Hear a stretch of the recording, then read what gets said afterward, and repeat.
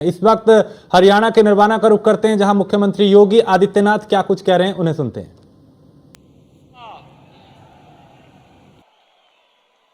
क्योंकि दंगा करने वालों के लिए इस सामने उपकरण खड़ा कर दिए हैं कृष्ण बेदी ने पहले ही। दंगा करने वाला व्यक्ति जानता है कि दंगा करेगा तो बहन और भाइयों से मालूम है कि 7 पुश्तों की जो कमाई होगी ये जब्त हो जाएगी और ये गरीबों में वितरित हो जाएगी। आज यूपी में दंगा नहीं, आज बिना भेदभाव के सबका साथ और सबके विकास की भावना के अनुरूप विकास के कार्य हो रहे हैं। आज उत्तर प्रदेश भारत के विकास का बैरियर नहीं, बल्कि उत्तर प्रदेश भारत के विकास का ग्रोथ इंजन बनकर के तेजी के साथ आगे बढ़ रहा है। डबल इंजन की सरकार है तो डबल स्पीड के साथ आगे बढ़ रहा है। और यही तो कार्य आपके हरियाणा में भी हुआ। बहनों और भाइयों, जो यहां भाई भतीजावाद था, कांग्रेस का रहा हो या इन लोग का रहा हो, जो यहां गुंडागर्दी थी, जो यहां चौथ वसूली होती थी, जो भ्रष्टाचार था,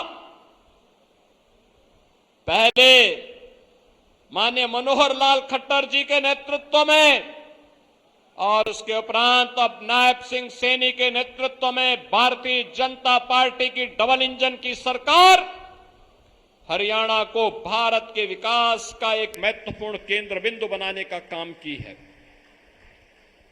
आजादी के बाद ये पहली सरकार भारतीय जनता पार्टी की थी जो 10 वर्ष पहले आपने चुनी थी। यहां पे मनोहर लाल खट्टर जी के नेतृत्व में हो या नायब सिंह सैनी जी के नेतृत्व में, जिस सरकार ने बिना भेदभाव के शासन की योजना का लाभ हर गांव, हर गरीब, हर किसान, हर नौजवान और बिना भेदभाव के हर जाति, हर मत और हर संप्रदाय तक पहुंचाने का काम किया। आवास की सुविधा हो, शौचालय की सुविधा हो, हर घर नल की योजना हो, हर घर की कनेक्टिविटी हो, अधिकाधिक नौजवानों को नौकरी और रोजगार के साथ जोड़ने का कार्य हो, बेटी की सुरक्षा हो, व्यापारी का सम्मान हो, धर्मस्थलों के पुनरुद्धार के लिए कार्य योजना बनाने का कार्य हो। ये सभी कार्य द्रुत गति से पिछले 10 वर्ष के अंदर हरियाणा के अंदर देखने को मिले हैं। आज हरियाणा परिवारवाद का नहीं, भ्रष्टाचार का नहीं, बल्कि भारत के विकास का एक केंद्र बिंदु बनकर के उभरा है, तेजी के साथ उभरा है। और अगले 12-15 वर्ष जिनके बारे में प्रधानमंत्री मोदी जी ने कहा है, अमृत काल का यह अवसर भारत को विकसित भारत के रूप में स्थापित करना है, तो इसके लिए हमें जाति, मत और मजहब से ऊपर उठ करके अपने देश के बारे में सोचना पड़ेगा। देश के बारे में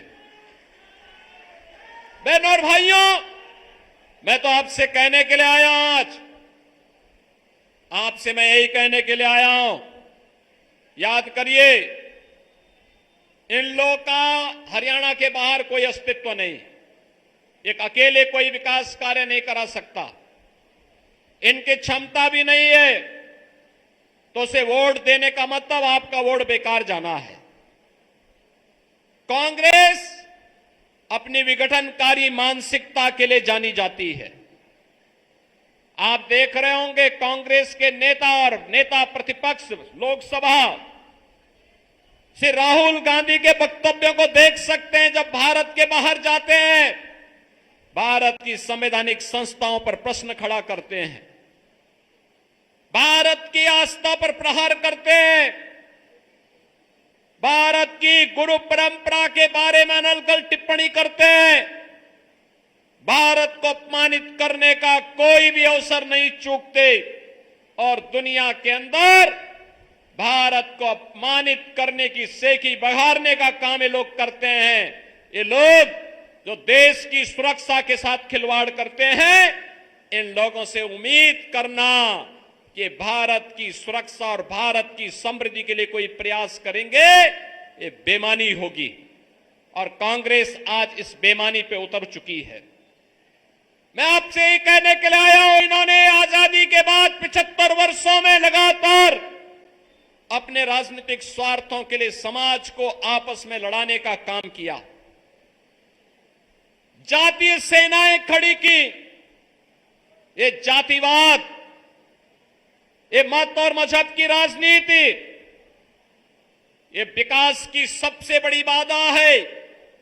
बहनों और भाइयों, अगर हमें विकास करना है, अपने वर्तमान को अच्छा बनाना है, अपने भविष्य को सुखद और उज्जवल बनाना है, तो हमें इन बैरियर्स को पार करना पड़ेगा जो जातिवाद के नाम पर है, मत और संप्रदाय के नाम पर है, जो किसी अन्य कारणों से है। इन सब से उबर करके कार्य करना होगा। और इसी के लिए 14 में प्रधानमंत्री मोदी जी ने देशवासियों को मंत्र दिया था। उन्होंने कहा था, मेरी सरकार जाति, मत और मजहब से ऊपर उठ करके कार्य करेगी।